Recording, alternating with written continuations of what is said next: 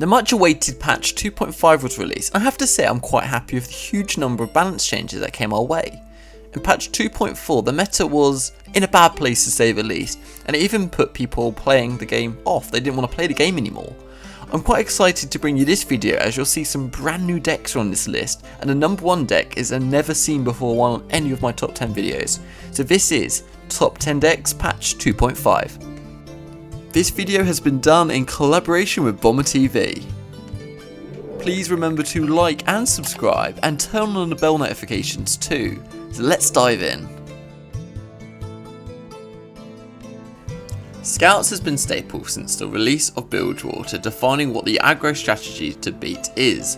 This deck has an incredible curve benefiting from all the great units coming from Demacia. It's basically mono Demacia featuring 3 copies of Misfortune. In patch 1.12 the playstyle of this deck has not changed much, but seems to have success due to midrange doing well in the current meta. On the mulligan you always want to keep Misfortune and Quinn, as those are key cards in the deck, but it's also important to have your 1-drops, Fleet Feather Tracker in particular, so you can also swap your Quinn for a Lucian if you feel Lucian suits your playstyle better, so a little bit of flexibility here. You want to level up Misfortune as fast as possible, which is always great if you want to attack with your scouts. So don't worry about killing your scouts, because basically you just need to get those attack rounds in as much as possible. You also have a lot of ways to generate value thanks to your tricks. Rangers resolve to counter AoEs and get value trades on wide blocks. And you've also got single combat to remove their key cards, often getting a value trade by doing that. There's also Riposte as a way to shield from removal and deal bonus damage. And finally back to back, which is amazing if casted on your scout units, as they benefit from double the amount for that. Obviously they're getting 2 attacks, so double the bonus. This is Zoe Lee Sin Targon and features cards from Targon and Iona. It's a very spell heavy deck featuring 23 spells in total. Has a lot of low cost cards too, with 23 costing 2 or less mana. The deck is fairly expensive with 6 epic cards. This deck is the finest example of how a combo deck can work.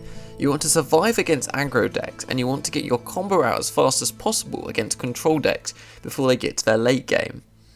The combo here is to level up Lee Sin, cast Zenith Blade on his ability so it hits the Nexus and removes the blocker, and then with the Overwhelm from Zenith Blade, Lee Sin will actually hit the Nexus, making it an unblockable double attack, which seems broken, and to be honest it probably is. You would think that this is really simple and easy to achieve. In theory it is if you can survive long enough. For this we have cards like Sparklefly and Eye of the Dragon. Sparklefly and Eye of the Dragon's Draglings both have lifesteal, so you'll consistently summon Draglings with this as the deck has so many low cost spells. Buff your lifesteal cards up with spells like Pale Cascade and Bastion to make their damage bigger, meaning your lifesteal heal is also bigger as a result. Next, we want to level up Lee Sin, and to do this we have to cast cheap spells and cards which generate those cheap spells. For example, Mentor of the Stones, who can create gems, or Pale Cascade once again, as this is just 2 mana. Then occasionally you may have removal spells of challenger cards trying to take out your Lee Sin, and aside from his obviously natural barrier you can get through his ability, you can also cast protections like Deny or Bastion once again. With the introduction of Zoe, the Lee Sin Targon archetype got some changes, but essentially plays out the same way. Zoe can generate super cool star charts which contributes to Lee Sin leveling up, so it's not really key to the theme of the deck, so she basically acts as a glorified follower. So overall this is a very skill based deck, and in the right hands can be absolutely devastating. Azir Draven is a deck featuring cards from Piltover and Zorn and Noxus. It features a very balanced mix of spells and followers and has a very low average mana cost, with all but 2 copies of Captain Farron costing 4 or less mana. It's relatively expensive, featuring 5 epic cards. The core idea of this deck is to get your Captain Farron out as fast as possible and finish the game with him. To accomplish this goal you need to do 3 things: draw him, survive, and deal a little bit of damage before he comes onto the board. To accomplish the draw part, we have the so-called discard package. Discard to draw cards like Sump Dredger and Rummage are fantastic draw tools, which unfortunately would not really increase your hand size, but basically quickly cycle through your deck faster to get the cards you need. That's where Draven, Chump Wump and Ballistic Bot come in. By generating cards which are not as very useful, you can use them as basically easy discard targets and replace them with more valuable cards. To survive, you have lots and lots of control tools, like Mystic Shot and Fumigenic Beam. Use these to take out your opponent's key cards. On top of that, all the units from the discard package are pretty good blockers too. Ezreal can be involved in your game plan, which also helps on the control side, giving you additional Mystic Shots. Finish off by summoning Captain Farron and using his Overwhelm and the decimates he generates to quickly finish off your opponent. Captain Farron that appears in this deck got nerfed, and this deck is much more noticeable than all the others that he was basically running. So this deck is still super consistent though, which is why it's still pretty high on this list, but not the number one spot. Captain Farron. Azir Draven continues to be very solid, even though it's decreasing in viability, especially after that much deserved nerf to Captain Farron. This is Twisted Fate Fizz Elusive and features cards primarily from Piltover and Zorn, even though the two main champions are from Bilgewater. It's actually quite an expensive deck with 7 epic cards in total on top of the 6 champions. It's very spell heavy with 25 in total and only 9 follower cards. The deck has a very strong ramp to mid game with lots of cards costing 0 to 4 mana. The two main ideas with this deck is level up Twisted Fate and kill with elusives. It's as simple as that. When Twisted Fate is leveled up, each round the first 3 cards you play, anytime a player hits a card, he activates a Destiny card, which I'll go into shortly about what these can do. To accomplish the first goal of leveling up Twisted Fate, you have plenty of drawing tools such as Rummage and Pick a Card. Rummage discards 2 to draw 2, and Pick a Card places a card from your hand into your deck to draw 3 cards in the next round, which are all going to have fleeting. All this drawing will level up Twisted Fate quick. After Twisted Fate levels up, the amount of value he generates is absolutely insane, even if he survives just a single round. The red card from Twisted Fate will crush aggro strategies with the wide damage it does to all your opponent's units, which are typically going to have little health if they're aggressive. The yellow card can set back the tempo of your opponent on the turn they go in for their finishes. Imagine how triggering it's going to be when you deal 2 damage and stun their boss card just as they're about to win. Blue card can generate more value and it's useful in a control matchup. Now imagine casting all 3 of them in the same round, all 3 of Twisted Fate's cards, which can easily be done with the amount of low cost burst spells that this deck runs.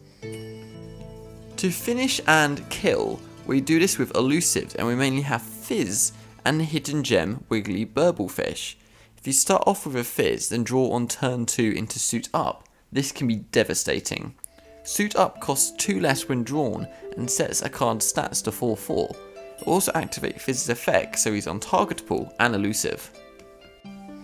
The 4/4 stat line is basically unremovable in the early games and can only be answered with the single target removals like Vengeance or multiple removals, giving you advantage on the value and baiting out removals for safer Twisted Fate later on, so he can obviously be generating the value of his cards. Wiggly Burblefish is also the best target for Imperative Improvement to push for more elusive damage while also protecting the generated copies from pinks. This spell simply creates a copy of Wiggly Burblefish with the additional 1/1 stats. To counter Twisted Fate's Fizz Elusive, you play a bunch of AoEs like Avalanche or Ice Shard, and you should have a pretty easy time. The key cards in this deck actually have very low health, so you can quickly take them out with spells like this to stop your opponent in their tracks. After absolutely dominating the previous meta, it's now had a quadruple nerf, and we're finally starting to see this deck fall off, but still maintaining a strong spot in the top 10 with a very solid win rate that it has, so around 54%, instead of the 58% it was before. The fact that it's had 4 major nerfs to this deck and still on the top shows you how absolutely insane it was, and there's only 1 card missing that we still need to nerf, Zap Sprayfin. That's obviously, if you know, watch my videos, Bomber absolutely wants that nerfed. Fiora Shen is primarily a Demacia deck which also features 13 cards from Iona. It's a mid-range deck which takes advantage of two keywords, Barrier and Challenger. So in other words, revolves around very simple combat where you're doing favourable fights and protecting your units. It's a fairly expensive deck featuring 5 epic cards. Value and flexibility are the keywords with this deck. Take as many value trades as possible, which is very easy with challenges such as Screeching Dragon and Fiora.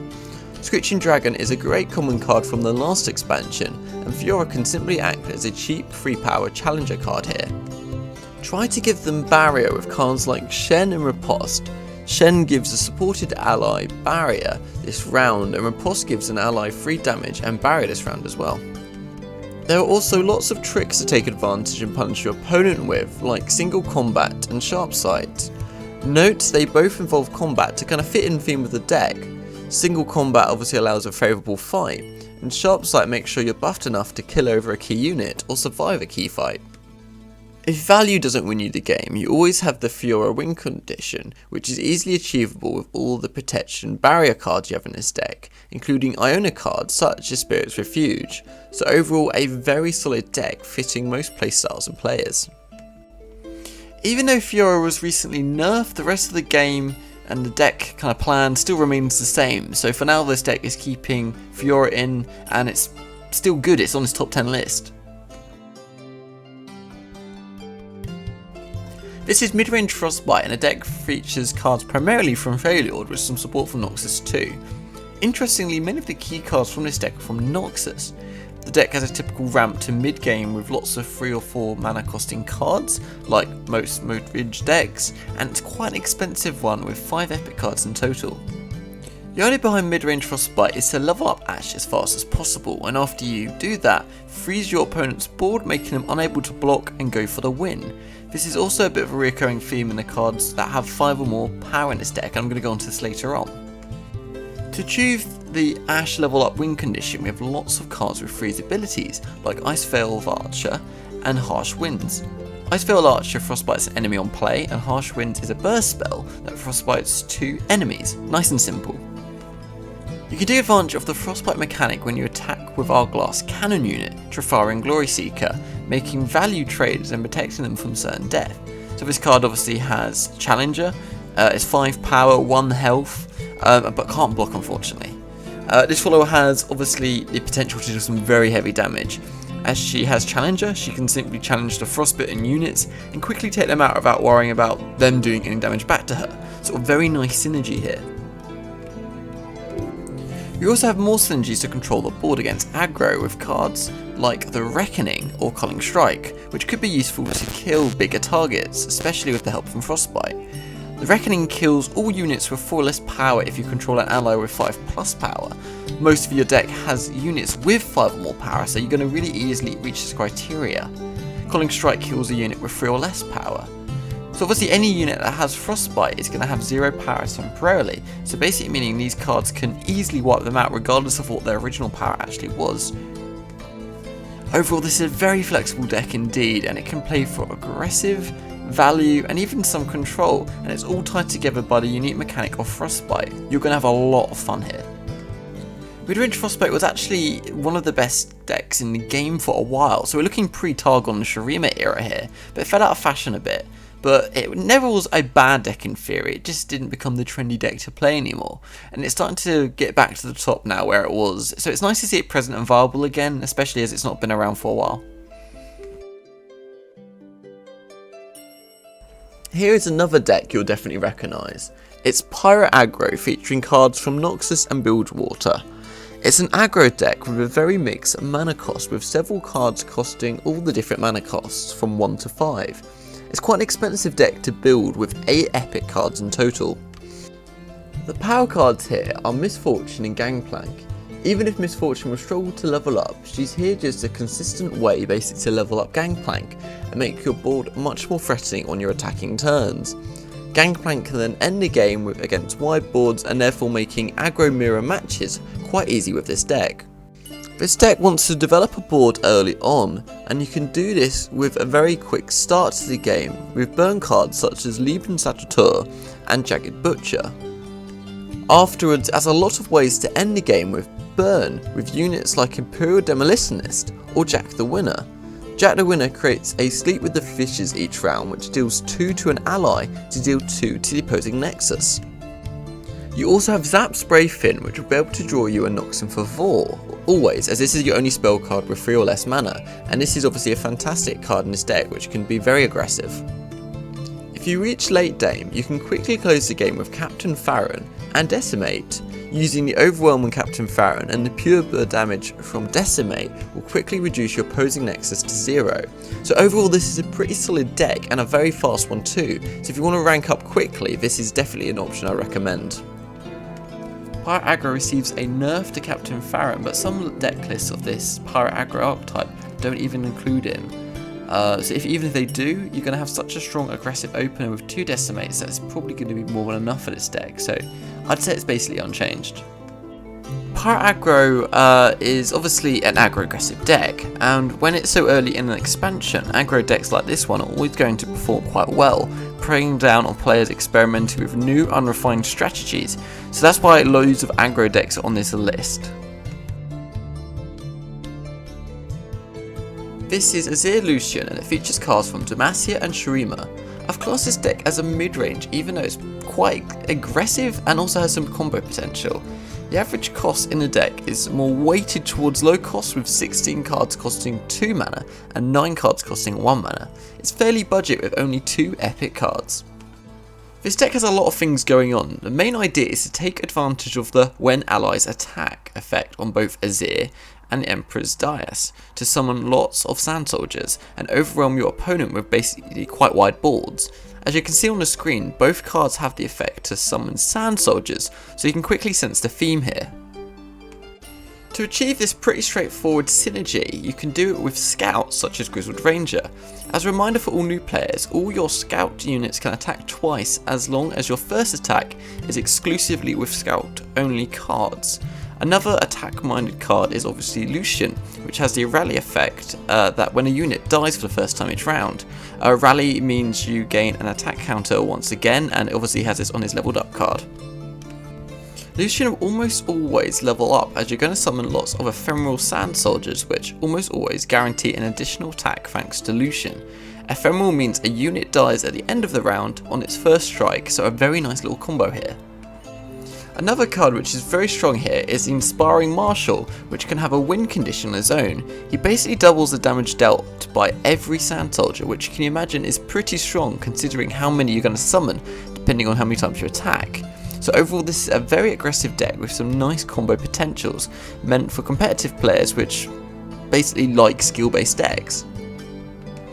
A lot of players were super excited about the Emperor's deck on Azir at level 3, many others were excited about Azir and Ephemerals. The latter won the race of which deck would be the most competitive in the end, and BomberTV has a more in-depth analysis on his deck on his channel, so please check it out in the card above. This is Discard Aggro, a deck you definitely recognise from previous deck lists. It features cards from Piltover and Zorn and Noxus and features 3 different champions, Teemo, Draven and Jinx. You can include 2 or any 3 of the combination here. The average mana cost is very low with 23 cards costing 2 or less and 14 costing 1 or less. The most expensive card in the deck is Augmented Experimenter. The deck plan is quite simple. Against slow decks, try to finish your opponent as early as possible before they get their endgame. Against aggro or mid-range decks, you can try and win the race against them to see who can finish faster, or you can go for the value approach granted by the leveled up Jinx. Of course, you need to first draw her and then level her up. As the name suggests, the deck is all around discarding, so cards which you can both discard and draw are very desirable, such as Zornite Urchin and Rummage. The deck has a lot of options, smart plays, and therefore is a very skill-based deck. First of all, it's always important to know when to discard a card and what ones you should be discarding altogether. For example, there are obvious discard targets such as Flame Chompers, Jury Rig and Vision, and these are pretty straightforward what to discards. As for the when to discard a card, Jury Rig can be useful to summon a blocker or attack at burst speed, either punishing their open attack or to go in for the kill. The same goes for discarding Flame Chompers at burst speed, although it is much more useful to remove a big blocker so that your other units can basically go in and do what they need to do. Vision should be used to go in for the kill and take your opponent off guard, or to complete trades. This can almost be a win condition in some situations. With the new addition of survival skills, discard aggro seems to be getting a lot of love from Riot at the moment, and continues to be one of the best spots in the meta. Even if this list doesn't run survival skills, I would still suggest experimenting with it.